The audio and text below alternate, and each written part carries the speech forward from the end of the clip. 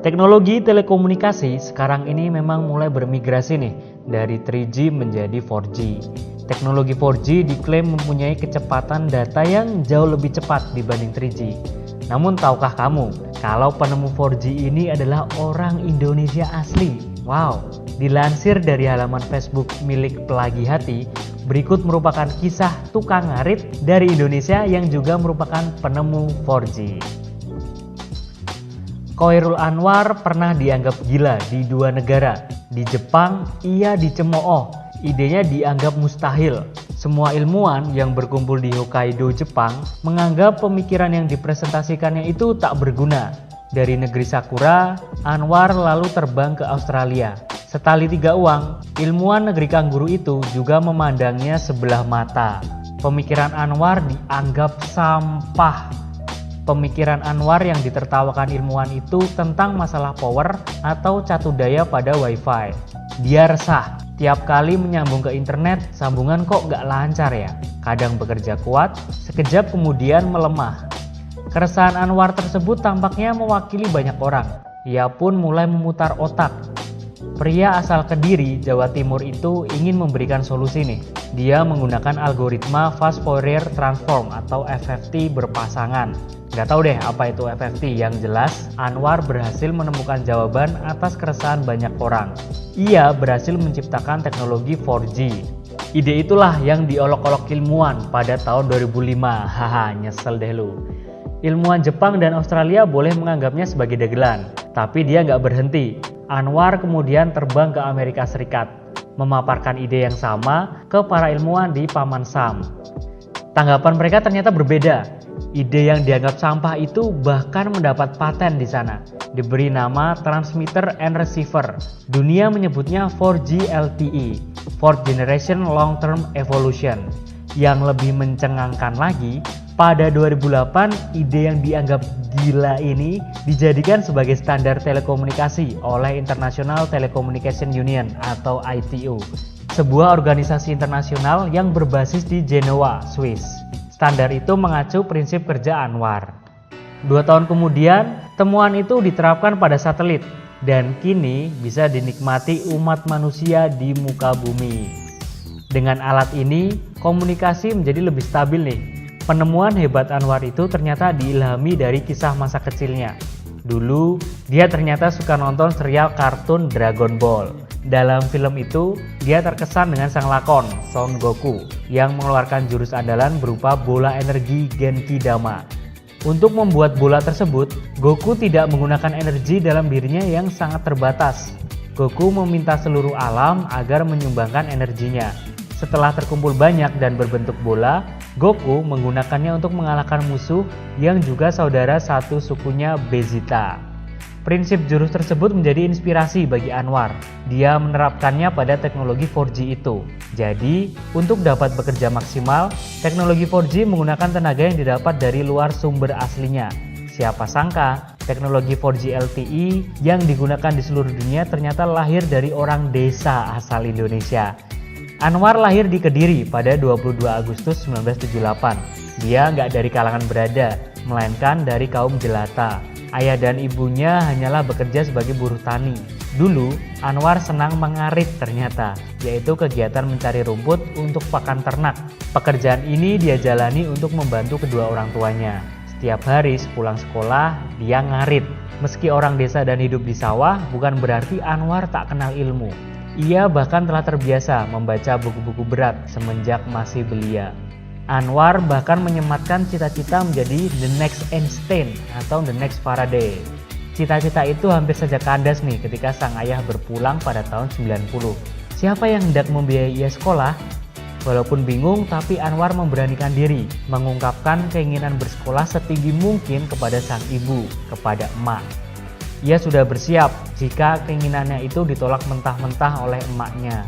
Namun apa yang dikatakan emaknya sungguh di luar dugaan. Nak, kamu tidak usah ke sawah lagi. Kamu saya sekolahkan setinggi-tingginya sampai tidak ada lagi sekolah yang tinggi di dunia ini, ucap ibunya. Lalu Anwar terbata karena tak kuasa menahan haru saat mengingat perkataan emaknya itu. Kisah Anwar demi menggapai cita-cita memang penuh liku ya, namun hal itu kini terbayar lunas. Ia telah menciptakan karya besar yang dinikmati seluruh orang di dunia. Wah, keren banget nih kisah si Khairul Anwar. Walaupun orang desa, nggak ada alasan, nggak ada excuse untuk bisa sukses, untuk bisa menginspirasi dan berguna bagi banyak orang ya. Di studio sudah ada Dr. Khairul Anwar, ya. Datang dari mana Anda? Datang dari Jepang, Pak. Dengar-dengar Anda katanya sudah mematenkan sistem telekomunikasi 4G atau 4G. 4G, ya. Oke. Nanti Anda tolong jelaskan secara sederhana ya, temuan Anda yang Anda patenkan ini apa manfaatnya bagi orang banyak ya. Iya. Tapi sebelum itu menarik untuk mengikuti kisah tentang anak Kediri. Ini dia liputannya.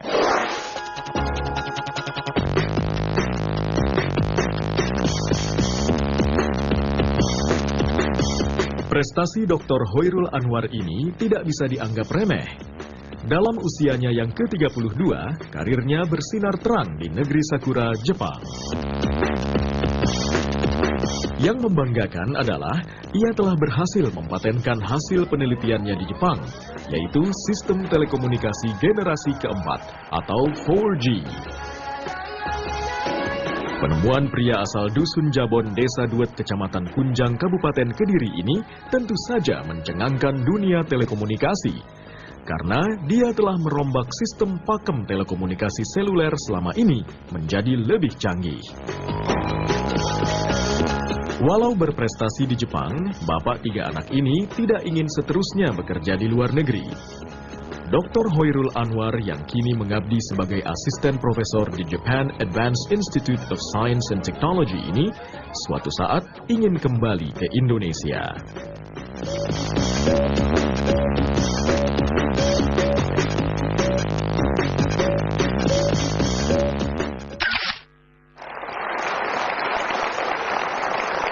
Sebelum saya lanjutkan pertanyaan mengenai 4G tadi, saya ingin tahu Anda lahir persisnya di mana sih di Kediri ini? Saya lahir di Dusun Jabon, Desa Duet, Kecamatan Kunjang, Kabupaten Kediri, Jawa Timur. Orang tua Anda apa? Ibu saya seorang petani dan ayah saya juga seorang petani. Dan dua-duanya SD pun belum lulus. Bagaimana ceritanya sampai Anda bisa jadi dokter di Jepang? Jadi saya dulu sempat bilang ke ibu saya bahwa saya khawatir kalau selamanya harus kerja di sawah. Jadi saya harus belajar.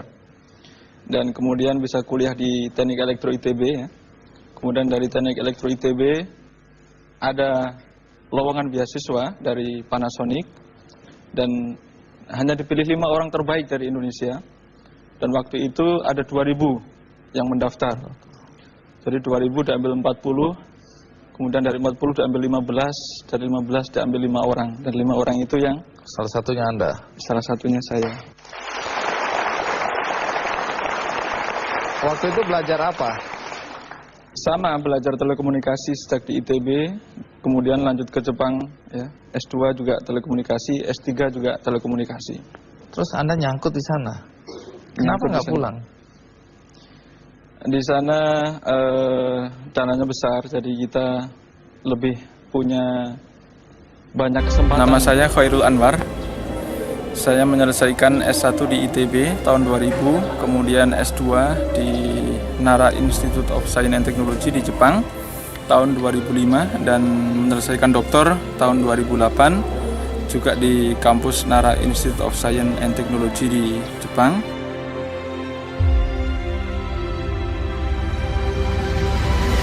Sejak master sampai dengan menjadi asisten profesor di Jepang, totalnya saya bekerja berada di Jepang 14 tahun dan bekerja untuk pemerintah Jepang dari sejak 2004 ya.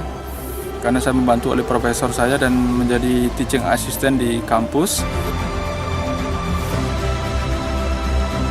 Bergabung dengan Telkom University pada September 2016 ya, totalnya berarti sekarang 11 bulan ya, hampir 12 bulan, hampir setahun lah di Telkom University. Dan sekarang diberikan amanah sebagai direktur dari Research Center for Advanced Wireless Technologies atau disingkat Admitek di Fakultas Teknik Elektro di Telkom University. Dan apa yang saya sedang kerjakan sekarang adalah penelitian terkait dengan 5G dan 6G. Untuk yang 5G, kita sekarang mengerjakan semua aspek dari 5G karena 5G itu terdiri atas 3 komponen. Yang pertama adalah komponen high speed, kemudian komponen kedua adalah latensi, dan komponen ketiga adalah massive connection. Dan kami menemukan satu multiple access baru untuk IoT yang merupakan aplikasi dari massive connection.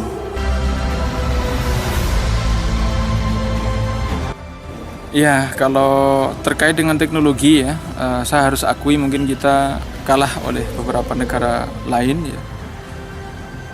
Kenapa kita kalah? Menurut saya karena beberapa faktor ya. Yang pertama adalah karena mungkin keberanian untuk berinovasi itu kurang. Jadi mungkin mau mengusulkan suatu takut salah mengusulkan ini, takut diremehkan orang. Itu terus kemudian yang kedua adalah karena memang kurang mungkin kurang membaca sehingga kurang bisa menulis juga. Sehingga kalau kurang membaca, kurang menulis, maka teknologi yang kita pelajari atau yang kita teliti itu akan berjalan di tempat.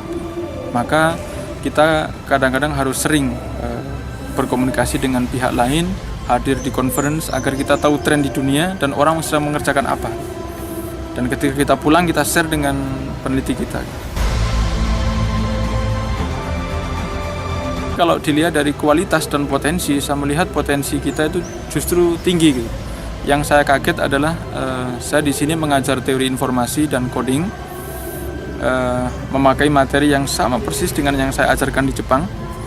Di Jepang yang mendapat nilai A itu kadang 2, 3 atau 4, tapi di Telkom University yang mendapat nilai A itu bisa 10 orang. Terus kemudian yang mendapat nilai C itu kadang 1, kadang nggak ada di Telkom University. Tapi kalau di Jepang itu ternyata cukup banyak. Bahkan ada mahasiswa saya dari Afrika itu bilang, saya senang sekali dengan kuliah ini, meskipun saya dapat nilai C tapi saya banyak mendapat ilmu. Nah, sebenarnya kalau dilihat dari potensi, kita itu sebenarnya jauh lebih tinggi daripada negara lain, maksudnya nggak perlu minder. Cuman yang kita perlukan adalah guru yang tepat, dosen yang tepat. Kalau dosennya tepat, mahasiswanya akan ngikut kepada dosen.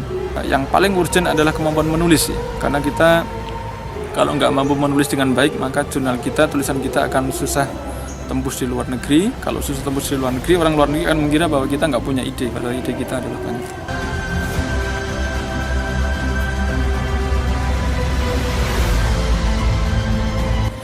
Jadi berarti ada 2 hal. Yang pertama, kenapa kita memilih teknologi? Pertama begini ya, adik-adik ya, untuk teknologi itu kami, para teknolog ini melihat ya, bahwa barang siapa ahli dalam teknologi maka dia akan diperlukan di setiap zaman. Siapapun jadi presiden, siapapun jadi menteri, ya, mereka akan tetap memanggil kita kalau kita ahli teknologi. Terus yang kedua, ya, kalau kita ahli teknologi, ya, apalagi kalau teknologinya itu sampai selevel internasional, maka kemudian dipakai oleh orang seluruh dunia, maka kita bisa bayangkan amalan kita itu akan sangat luar biasa, dan ini adalah bagian dari amal jariah.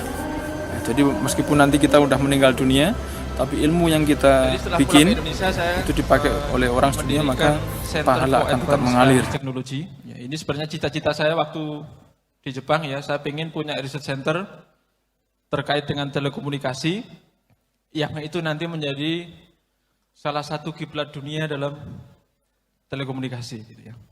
Dan karena saya di Telkom University, jadi saya mendirikan ini di Telkom University, dan ITB juga udah masuk menjadi partner kami di sini.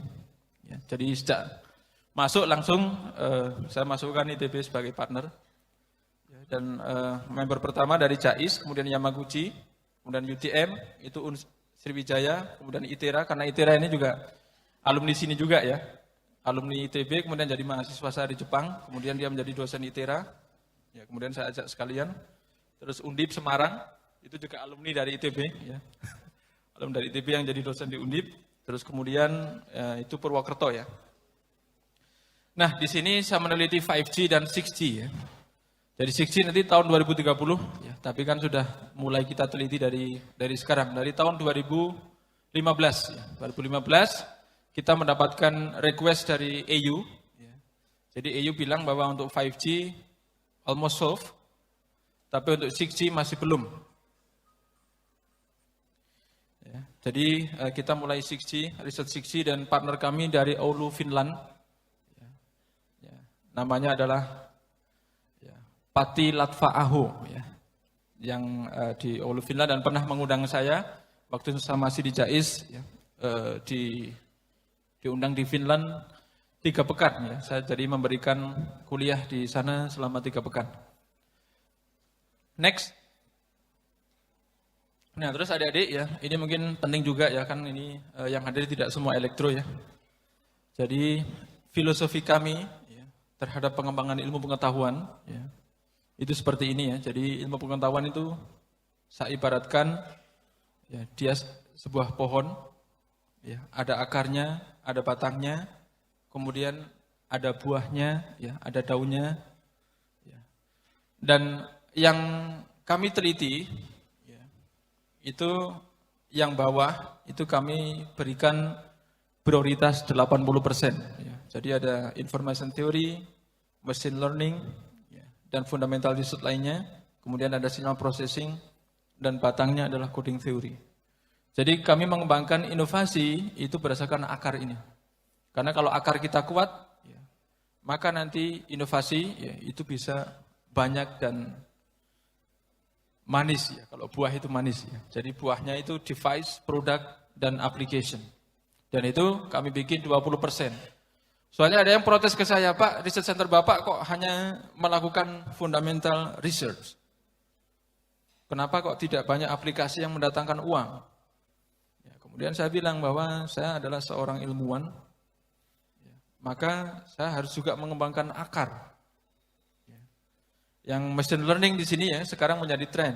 Dulu kan tidak begitu tren. Ya, artificial intelligence dulu nggak begitu tren.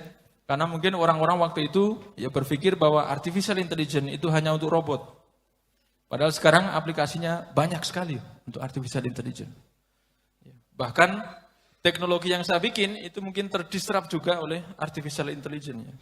Agak kaget juga ya, di tahun kemarin dan juga tahun ini ada orang mengembangkan deep learning dan mengalahkan decoding yang pernah saya bikin selama di Jepang.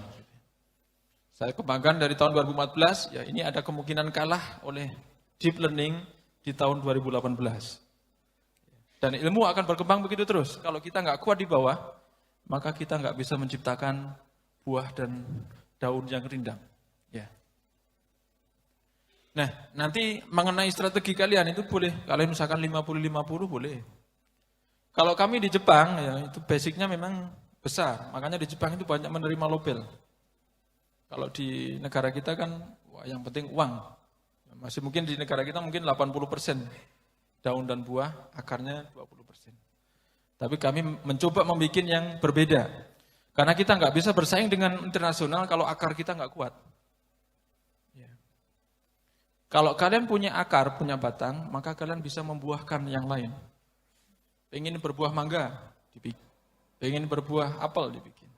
Tapi kalau kalian berpegang sama buahnya, akarnya nggak ada, maka nggak bisa pindah aplikasi dengan cepat. Itu yang kami pikirkan sekarang. Next, ini 4 dari 40. Tinggal 30 menit lagi waktu kita.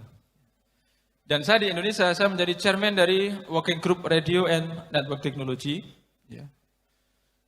Dan sekretariat Indonesia 5G Forum itu ada di lab saya. Jadi silakan nanti kalau misalkan main, Pak saya pengen main ke Indonesia 5G Forum, ya ada di lab saya ya. 30 menit dari sini. Atau 45 menit lah kalau agak macet dikit. Next. Ini aktivitas kita. Ya. Indonesia 5G Forum Activities. Oh itu salah, bukan in Indonesia.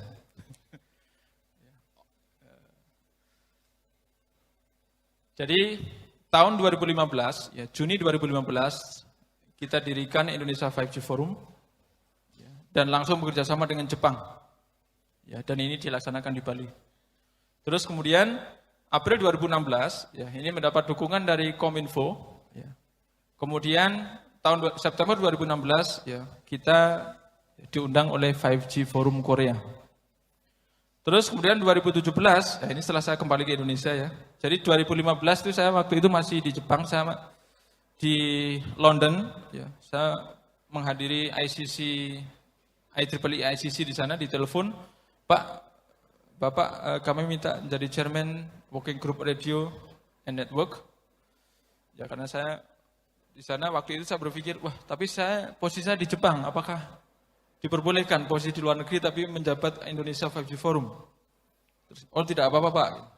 Dan ternyata alhamdulillah saya bisa pulang ya. Jadi langsung bisa mengaktifkan dan tahun 2017 ya kita hadir di Jakarta ya. Dan waktu itu kita mendapat kunjungan dari 5G Forum Korea. Dan Mei 2017 ya kita menghadiri global event di Tokyo. Dan di atasnya ya. Jadi Globacom Singapura 2017. Kemudian terakhir kemarin di CITEC 2018 ya di Chiba diundang oleh 5GMF. Dan nanti di Desember 2018 ya menjadi kita diundang di Abu Dhabi di IEEE Globacom. Next. Nah ini beberapa activities selama di Jepang ya. Dan kita diminta menjadi member. Ya.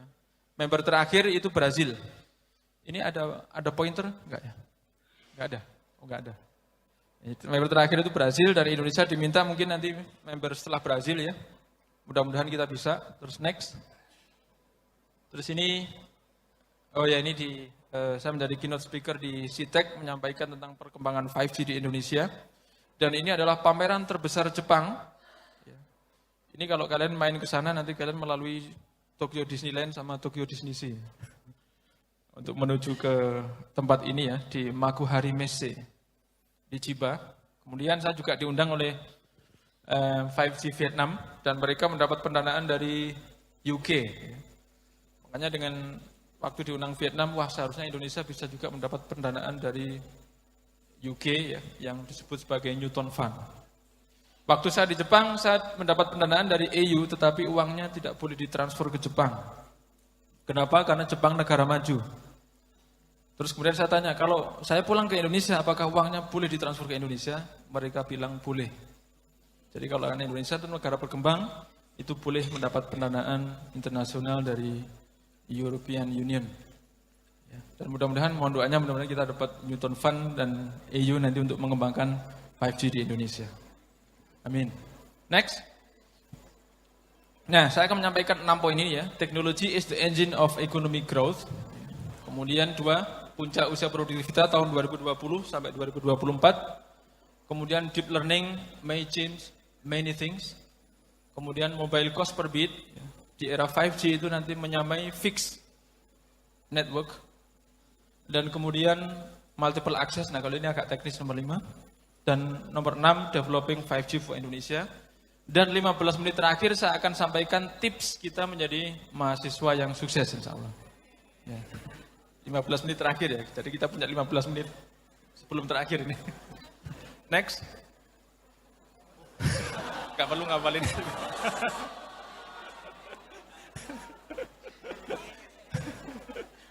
Ini persamaan ya untuk value added ya, teknologi ya, hubungannya dengan ekonomi gitu ya. Ya. Jadi silakan ditulis ya. DY per Y sama dengan DT per T plus A kali DK per K plus B kali DL per L. Y itu adalah value added increase. T itu adalah productivity increase. Dan K itu adalah capital increase. L itu adalah the labor increase. Jadi dari persamaan satu ya, adik-adik bisa paham bahwa mengembangkan teknologi itu bisa meningkatkan pertumbuhan ekonomi. Dengan walaupun ya kalian menjaga capital, kalian menjaga labor. Dengan jumlah ya, pekerja yang sama, dengan jumlah infrastruktur yang sama, capital yang sama, tapi dengan teknologi yang diimprove, maka ekonomi bisa naik. Yang ingin saya sampaikan dalam slide ini. Gitu ya. Nah, syaratnya A plus B itu sama dengan 1. Ya. Dan ini sudah proven di Asian countries. Ya. Adik-adik bisa lihat, bisa mencatat di paper nomor 5. Paper nomor 5 itu membahas banyak tentang bukti di East Asian countries. Karena kita termasuk Asian countries, maka kita bisa ya, masuk ke sini. Terus, nah, yang ini penting karena banyak yang salah paham bahwa kita mengembangkan teknologi itu berdasarkan market. Kalau nggak diperlukan market, nggak usah dikembangkan. Itu salah. Saya ingin menyampaikan di sini, yang mendorong perkembangan teknologi ada 2 hal. Yang pertama adalah memang market pull. Jadi market memerlukan, kita bikin. Dan yang kedua adalah teknologi push. Jadi secara teknologi kita itu mampu, maka kita harus perkenalkan kepada masyarakat. Kenapa demikian? Kalau kalian hanya berdasarkan market pull, existing business, ya, instant value perspective, lower perceived risk. Kalau kalian hanya berdasarkan itu, maka teknologi ini akan disetir oleh market. Nggak ada independensi ilmuwan, nggak ada perkembangan sains dan teknologi ya, yang bermanfaat untuk knowledge. Ya. Maka harus ada yang kiri ya, kiri teknologi push. Jadi secara teknologi itu bisa kok begini, market aja yang tidak tahu. Maka kita harus memperkenalkan ke market. Di Jepang itu saya diajari oleh profesor saya, setiap 3 bulan, Anwar, you must go to industries. Jadi saya pergi ke Hitachi, pergi ke Fujitsu, pergi ke Sanyo, ya, untuk menyampaikan teknologi yang kami bikin. Jadi di lab kami ingin mengembangkan, hasilnya kami presentasikan. Tiap ke bulan lagi, begitu terus. Ya. Kadangkala ada industri, pakai, kadangkala enggak, kadangkala pakai, kadangkala enggak. Memang itu tugas ilmuwan. Ya. Saya coba terapkan itu di sini, kira-kira hasilnya gimana di sini? Saya mencoba ke sini, datang presentasi ini, mereka bilang, wah Pak ini keren sekali, tapi mohon maaf kami belum mampu. Ya nggak apa-apa, jadi memang negara kita masih seperti ini ya. Jadi langkah saya kalau misalkan industri kita masih demikian, itu saya akan bawa keluar. Makanya kalau saya ke luar negeri itu selain presentasi paper, saya itu jualan. Jualan teknologi yang kami bikin di Indonesia, kemudian kami presentasi pada mereka. Kenapa demikian? Ya itu adalah bagian dari teknologi push, karena secara teknologi kita itu mampu. Ya. Dan kita harus perkenalkan kepada masyarakat. Kadang-kadang masyarakat yang tidak tahu kalau itu tuh bisa. Ya. Jadi 2 ya adik-adik ya untuk pengembangan teknologi ya. Next. Nah, ini yang membedakan negara maju dengan negara berkembang. Kalau negara maju, yang dikembangkan sains. Makanya banyak peraih Nobel itu dari negara-negara maju, dari Amerika, dari Jepang, dari negara-negara Eropa. Karena mereka itu haus akan knowledge. Misalkan ya, Nobel Jepang, yang tahun sebelumnya ya, tahun 2017, ya itu kan neutrino. Neutrino itu kalau kita ditanya, Pak neutrino bisa mendatangkan uang apa enggak? Ya nggak bisa kalau langsung. Tapi neutrino itu meraih Nobel ya, dan mendapatkan knowledge yang besar. Salah satunya adalah partikel tersebut ya, itu bisa menembus benda. Jadi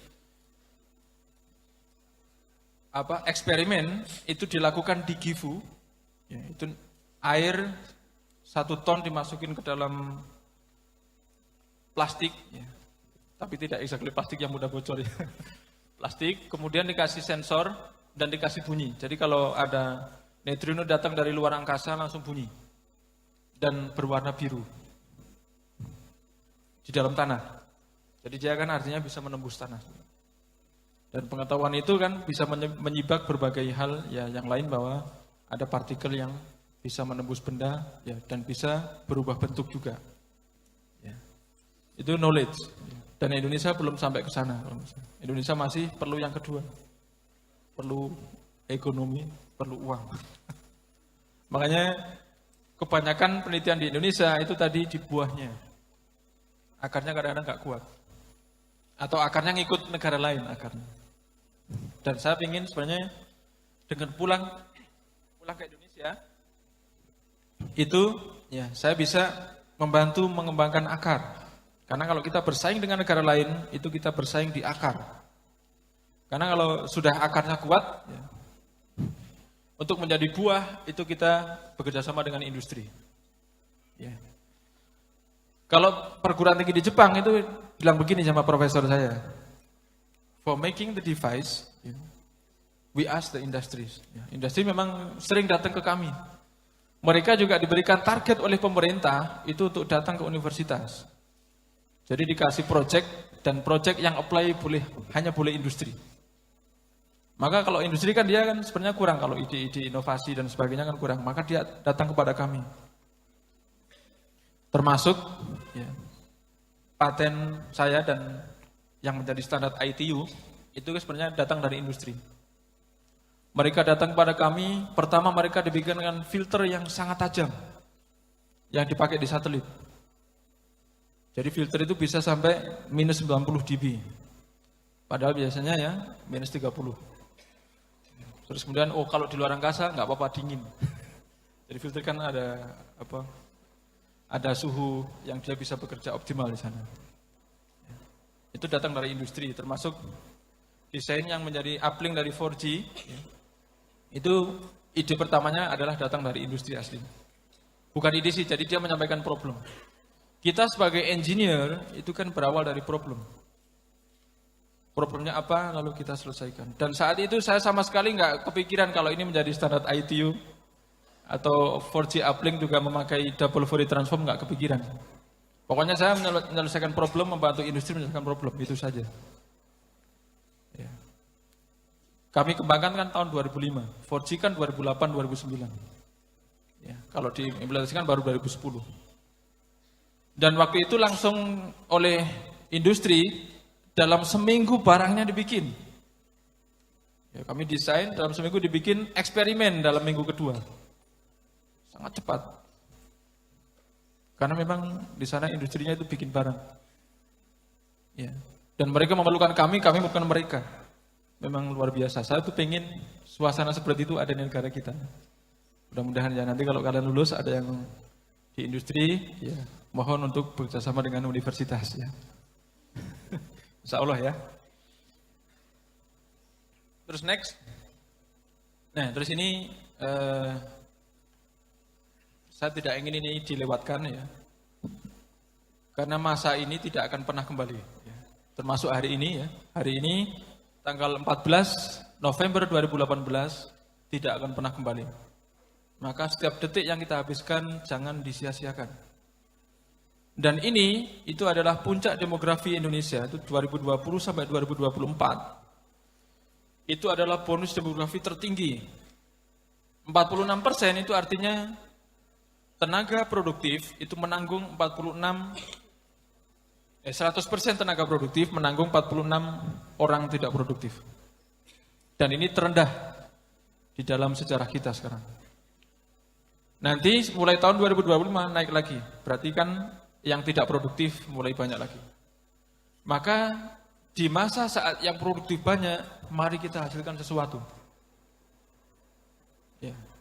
Jepang sekarang udah mulai nggak produktif. 2009 itu tertinggi mereka, jumlah tertinggi. Sekarang 2018 sudah 9 tahun decreasing. Artinya jumlah yang bekerja jauh lebih sedikit daripada jumlah yang tua. Jumlah yang tidak produktif. Tidak produktif itu sebagian besar tua sama anak kecil. Kalau jumlah yang tidak produktif lebih banyak daripada jumlah yang produktif, kalian bisa bayangkan betapa beratnya negara seperti itu. Makanya ada orang Jepang yang stres bertemu dengan saya di kereta. Nihong wa owari. Jadi Jepang udah selesai. Karena dia stres dengan jumlah penduduk yang menurun, anak kecilnya udah nggak banyak. Ya.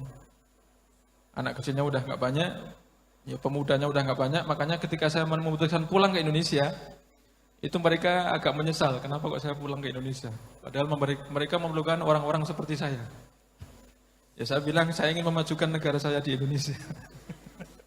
Ya, itu adik-adik ya, jadi yang tidak produktif itu 14 tahun ke bawah dan 65 tahun ke atas. Dan nilai 46% itu nanti akan naik. Ya, sampai 2040, 2045 naik. Padahal 2045 orang menyebutnya Indonesia emas. Nanti 2040 kita punya 7G. Sekarang kita membahas 5G, 2040 kita punya 7G, 2030 kita punya 6G, dan setiap 10 tahun teknologi telekomunikasi. Ya.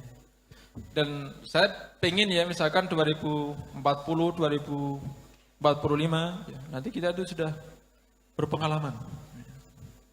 Kita menghasilkan karya yang luar biasa. Next. Nah, ini yang saya maksud setiap 10 tahun tadi ya. Yang kanan atas, ya, itu adalah perkembangan teknologi telekomunikasi. Tahun 80, kita punya 1G. 1G itu analog, sistem telekomunikasi analog. Kemudian, kita punya 2G tahun 90, kita punya 3G tahun 2000, kita punya 4G tahun 2010, kita punya 5G tahun 2020, kita punya 6G tahun 2030, dan punya 7G tahun 2040. Dan di gambar ini kita harus ingat bahwa ketika ada generasi telekomunikasi yang lahir, maka yang lama itu tidak serta-merta berhenti. Jadi masih ada sisa-sisa kan, warna hitam ke kanan. Ya. Karena ini menakutkan operator ya. Jadi wah ada 5G nanti kamu yang 4G belum kembali udah habis Pak. Banyak begitu operator kalau komplain ke saya. Ya seperti itu ya. Sampai dengan sana. Nah kalau di atas itu saya nggak tahu ini definisi orang-orang ya. Generasi baby boomers, generasi X, Y, Z, ya, Alpha. Nggak tahu setelah 2020 beta atau apa. Ya itu kan definisi market kalau menurut saya. Tapi ya dari sini ya kita bisa lihat ya bahwa kemungkinan mereka juga dipengaruhi oleh telekomunikasi gitu ya. Jadi karena berbagai aplikasi yang dulu tidak ada itu menjadi ada.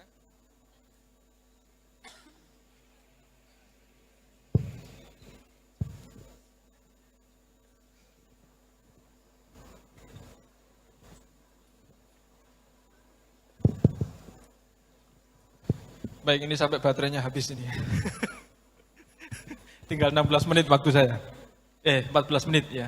Jadi adik-adik ini ya. Terus dari sini ya, saya pengen, ini kan 4G, 1G namanya AMPS, 2G namanya GSM, 3G namanya WCDMA, 4G namanya LTE, 5G itu nanti namanya NR. NR itu singkatan dari New Radio. 5G NR nanti. Tapi kan produknya belum ada, jadi belum ada 5G NR, itu belum ada. Nanti namanya 5G NR. Terus 6G belum ada namanya. 6G belum ada namanya, 7G juga belum ada namanya. Kita baru yang ada namanya nanti 5G NR. Nah terus yang kanan, yang kiri ya, kiri bawah, itu revolusi industri 4.0. Saya tadi lewat juga di Aula Timur ya, ada seminar 4.0 ya. Nah, in the 4.0, ya karena ini revolusi industri, maka saya ingin menyampaikan keyword. Keywordnya itu ada 3 M. M yang pertama, ya, itu adalah material. M yang kedua adalah mesin, dan M yang ketiga adalah model atau bisnis model. Ya. Revolusi industri 1 dan 2, atau 1 lah katakan. 1 itu materialnya adalah batu bara.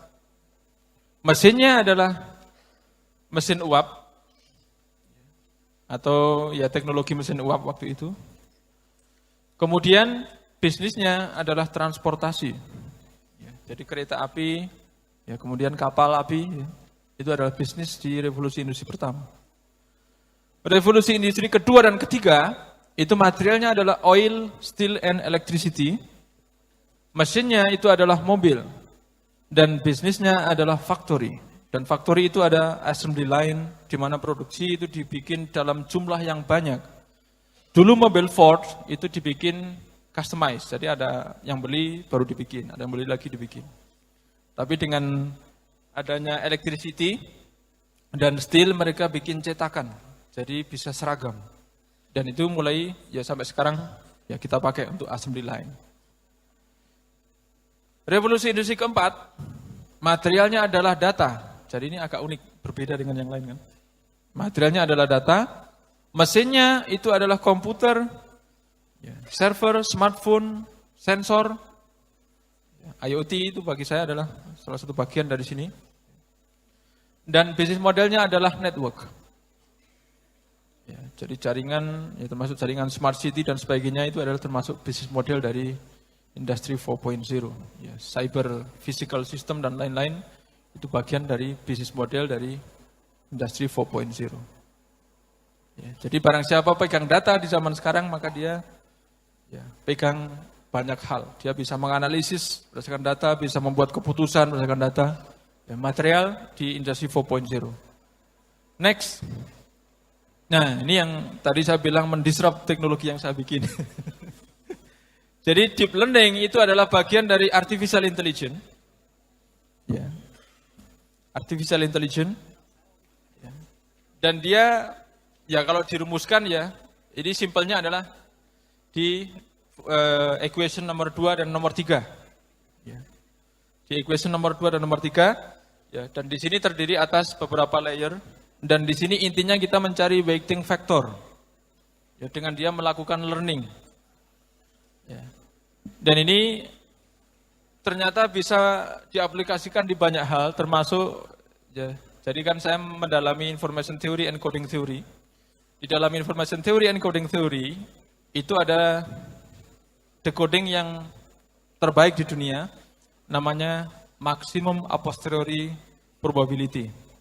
Itu terbaik dan tidak ada yang mengalahkan, kecuali mungkin nanti dikalahkan oleh deep learning. Ya, jadi karena dia bisa belajar kan, bisa belajar dari berbagai ya, training, ya, kemudian dia belajar bisa mengasih weighting factor. Kita nggak perlu melakukan seperti maximum a posteriori probability misalnya. Ya. Dan dia bisa memiliki performance yang bahkan lebih baik. Ya. Dan sebelum ini lahir, ya, itu saya sebenarnya mengembangkan multiple access untuk banyak sekali sensor. Dan saya mengasumsikan, oh ini sensor ini mendeteksi daerah ini, mendeteksi suhunya, mendeteksi macam-macam, baru saya combine. Tapi dengan deep learning, itu bisa hanya dengan satu kamera. Satu kamera dia bisa menganalisis. Ya. Makanya saya mikir, lebih baik banyak tapi kecil-kecil, atau satu tapi pintar. Ya, itu kadang-kadang dilema bagi saya.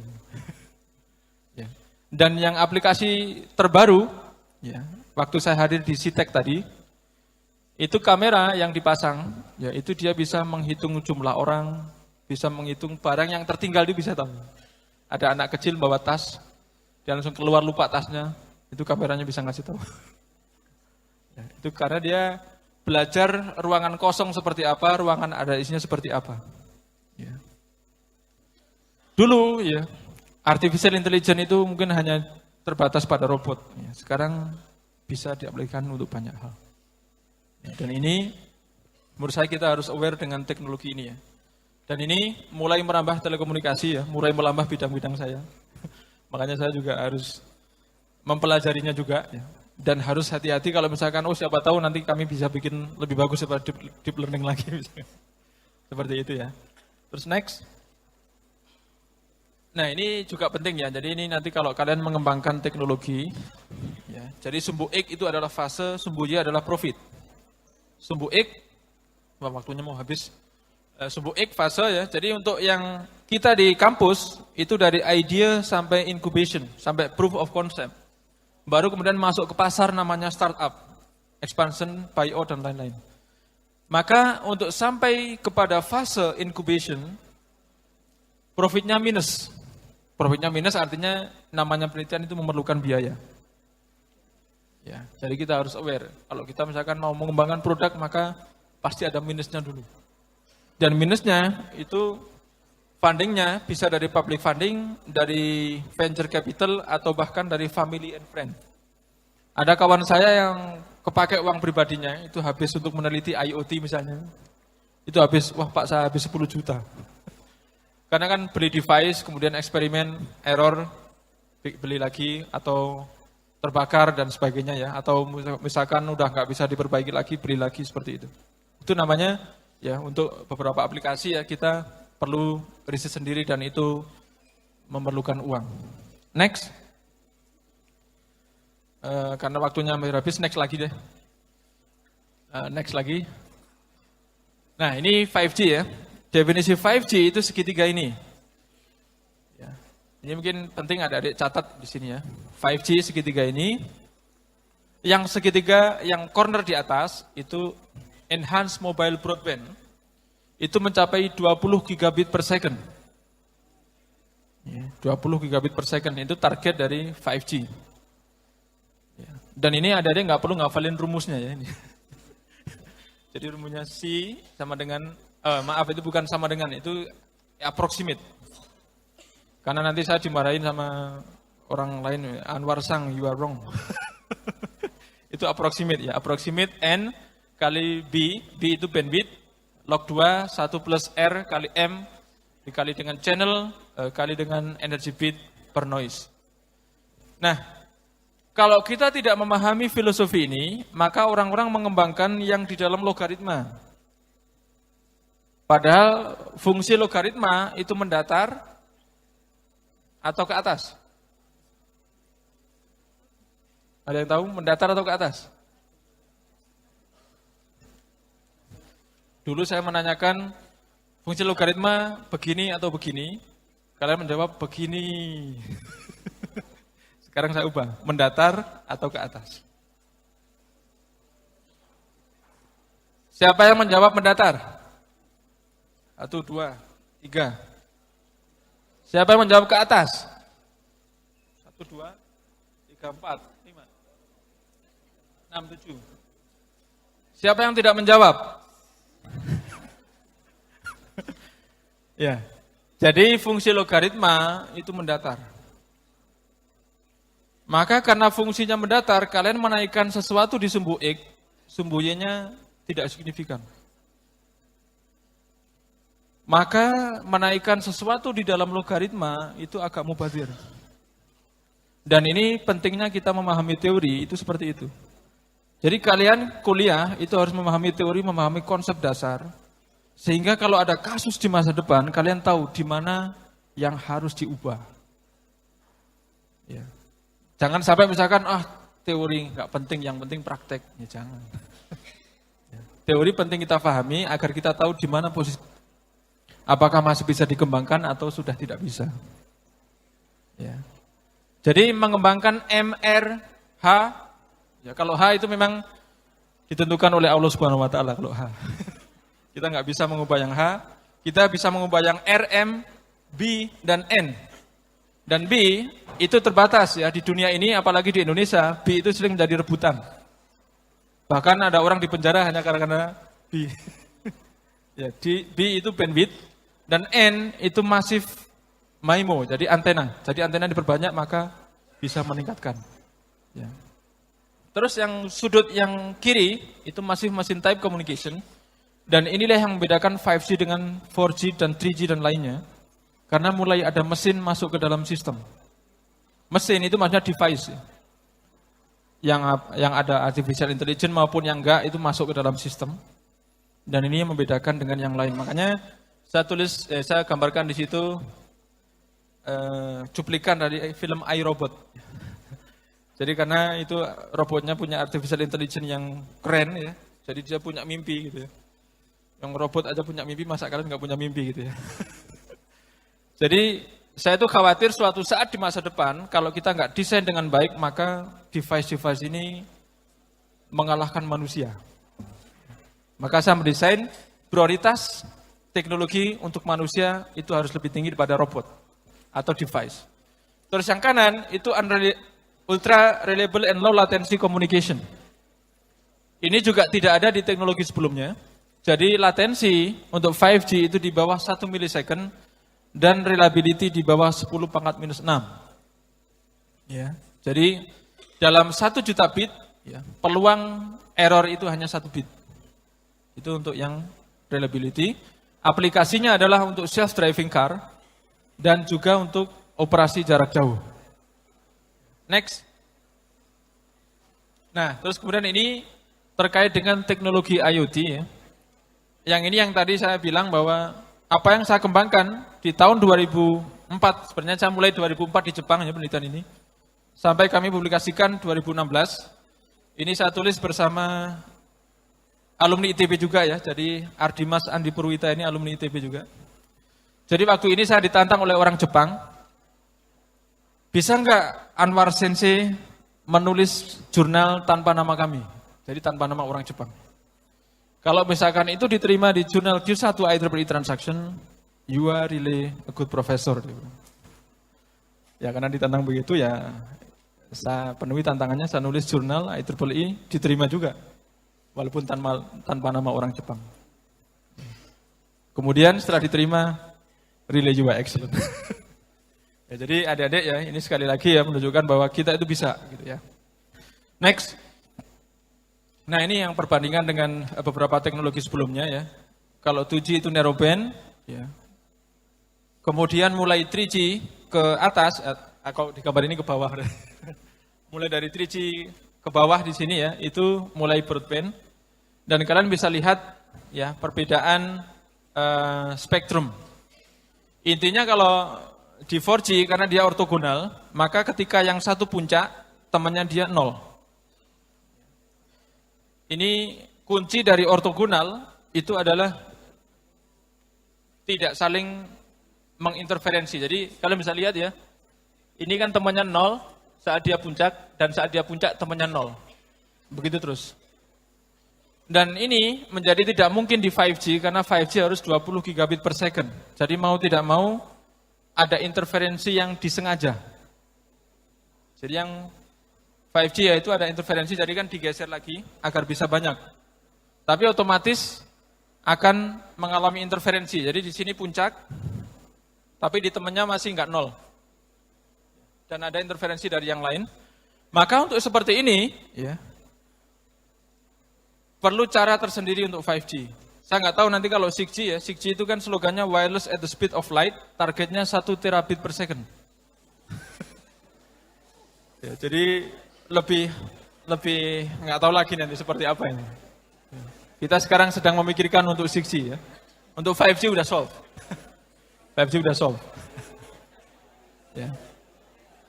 Kemungkinan ya 6G itu pakai cahaya, karena cahaya bandwidth-nya lebar. Kan tadi dari rumusnya tadi kan kita tidak menaikkan di dalam logaritma, yang di luar logaritma kita naikkan. Dan bandwidth cahaya itu besar sekali. Dan semua cahaya mungkin nanti akan dipakai sampai maksimal ultraviolet. Kenapa? Kalau ultraviolet udah berbahaya. Jadi kalau ultraviolet menimbulkan kanker kulit nanti. Masa telekomunikasi menyebabkan kanker kulit. Jadi di bawah ultraviolet kemungkinan nanti akan dipakai untuk 6G. Ya, sampai di atasnya kan nanti ada sinar X, kan sinar X udah nggak boleh dipakai telekomunikasi. Jadi maksimal nanti sampai ultraviolet yang dipakai. Next. Nah ini feature dari 5G ya, bisa hologram. Ya, kalau yang lain kan nggak bisa kan? Bisa hologram jadi keluar. Terus next ya. Ini kalau ngirim gambar nanti seperti itu ya. Jadi yang direkam di kiri, yang di partnernya keluar ya, 3D. Dan ini sudah bisa dilakukan eksperimen ya. Misalkan adik-adik bisa lihat di paper 13 ya. Itu pakai plastik ya. Pakai plastik akrilik, kemudian dengan sudut tertentu nanti bisa muncul 3D. Ini kan ada kan di film movie terakhir itu apa? Di Avengers ya. Kan ada kan, hologram. Terus next, ini operasi jarak jauh ya. Jadi dokternya misalkan di Bandung, yang dioperasi di Surabaya. Tapi di sini tadi kuncinya reliability ya. Jadi nggak boleh error.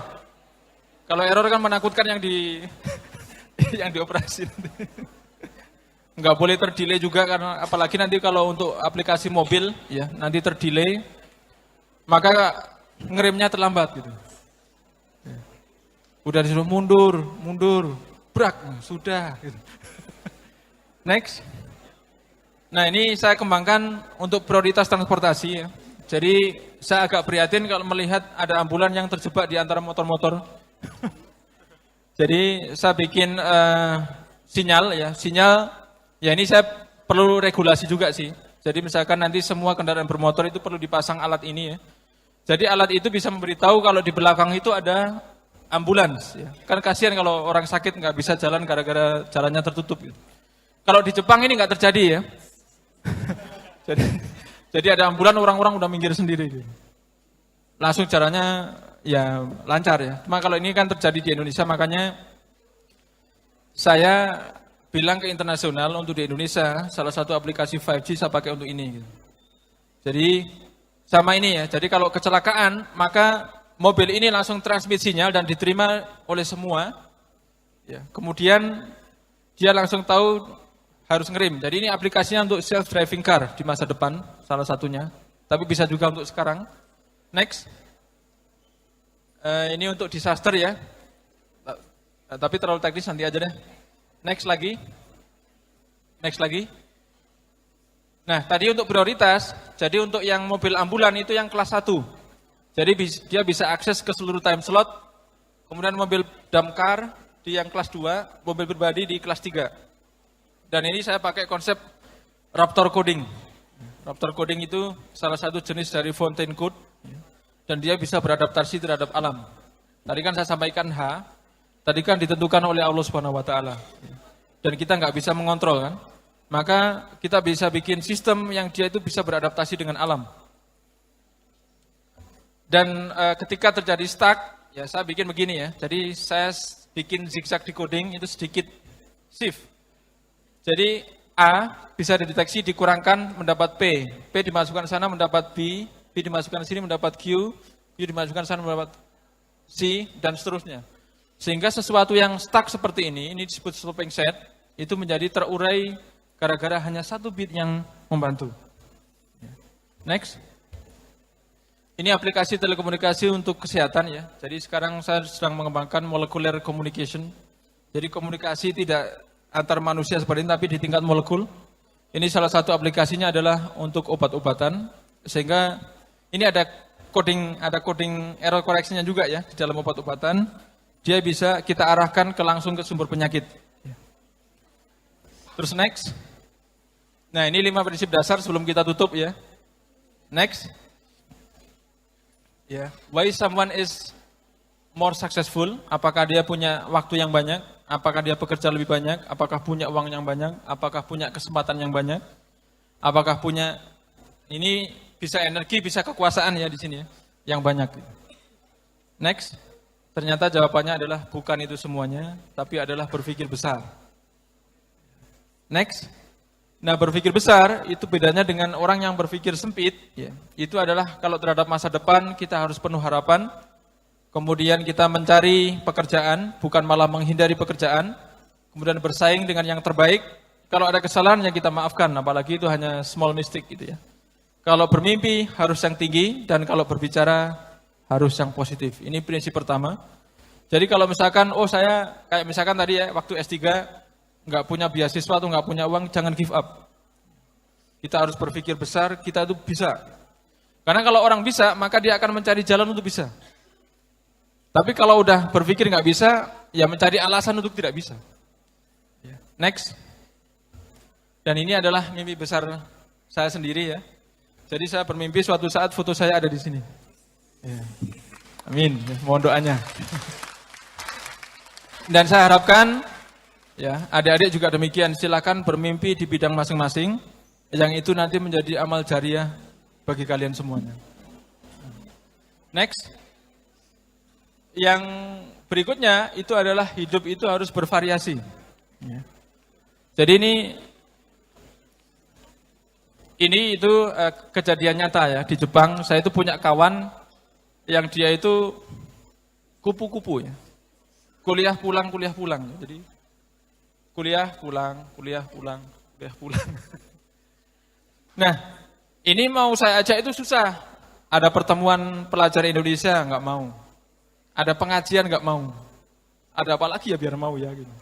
Nggak pernah mau ini orang ini. Dia katanya, wah saya sibuk Pak, saya di lab terus. Oh saya sibuk kuliah terus gitu. Nah kalau orang seperti ini, kemudian saya coba untuk menyadarkan, saya hitung entropi kehidupan. Entropi ini penting karena ini berkaitan dengan informasi. Informasi ini penting karena ini berkaitan dengan sejarah. Jadi kalau kalian pengen menjadi orang-orang bersejarah, maka entropi kehidupan kalian itu harus tinggi. Karena entropi itu setara dengan informasi. Misalkan Candi Borobudur kenapa disebut sebagai peninggalan bersejarah? Karena ada terus dari zaman dulu sampai sekarang. Misalkan kalau kalian hidup kemudian meninggal kemudian nggak ada apa-apanya, nggak akan menjadi sejarah. Maka untuk bisa menjadi sejarah, ya, hidup kalian itu harus memiliki entropi yang tinggi. Ya, dan entropi rumusnya itu. Dan di sini ada yang dari kimia. Kimia kan kalian ada entropi juga kan. Dan di dalam telekomunikasi juga ada entropi. Dan ini sebenarnya karena di kimia itu muncul duluan, maka di telekomunikasi mengikuti yang ada di kimia. Karena definisi yang sama itu nggak boleh, rumus yang sama nggak boleh dua definisi. Ya, jadi ini Shannon tahun 48 menyampaikan sebuah paper, sebenarnya tidak menyebut entropi, tapi reviewer mengatakan bahwa rumus ini ada di kimia, maka Anda harus menggunakan istilah yang sama dengan di kimia. Maka ini dipakai di dalam telekomunikasi juga entropi. Dan ini saya usulkan dipakai dalam kehidupan untuk bisa mengukur orang yang informasinya banyak dan yang sedikit. Informasi banyak itu setara dengan pengalaman. Coba ya, adik-adik bayangkan orang yang kuliah rumah, ya kuliah pulang, kuliah rumah, itu kira-kira pengalaman apa yang didapat? Ya, maka kalau pengalamannya sedikit, dia akan transfer ke anaknya juga sedikit.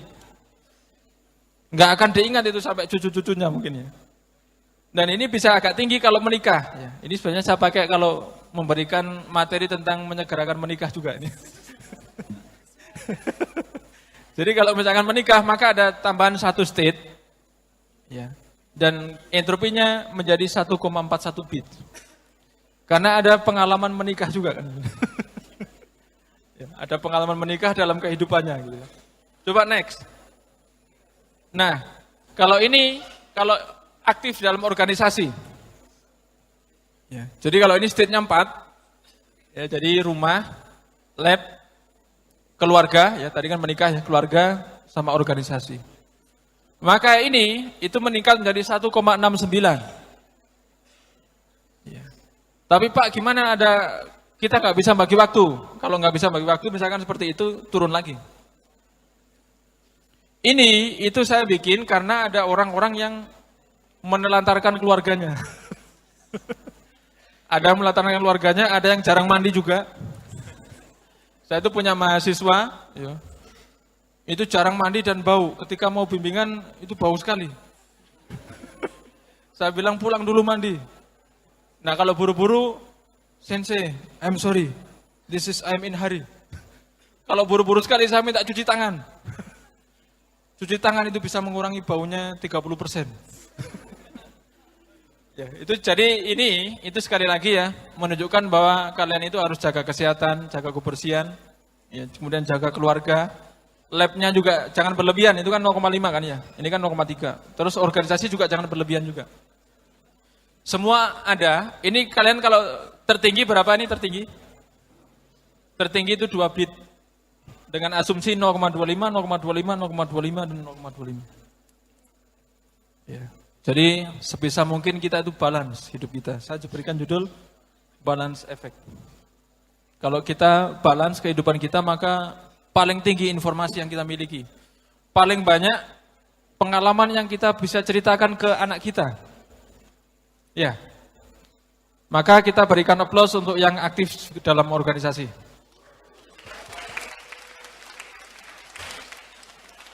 Dan kita berikan aplaus untuk yang sudah menikah. Ya. Next, sebelum berakhir. Nah, yang keempat, ya itu adik-adik harus tahan banting. Ya. Jadi jangan menjadi orang yang mutungan. Ya. Jadi dihina sedikit kemudian give up. Atau menderita sedikit kemudian nggak mau. Gitu ya. Jadi ini adalah contoh kawan-kawan yang saya temui dan dia gagal kuliah di Jepang. Saya tidak menakut-nakuti dengan ini ya, tapi ini adalah real. Jadi yang tahun 2001 itu di DO, karena dia submit paper tanpa izin. Jadi kalau kalian menulis paper itu harus izin dengan orang yang kalian tulis ya. Izin dengan profesornya. Dan kemudian semua author itu harus berkontribusi. Nggak boleh hanya titip nama, nggak boleh. Ya, itu salah satunya adalah kalau terjadi problem maka akan equal. Semua yang ada namanya tercantum akan kena problem.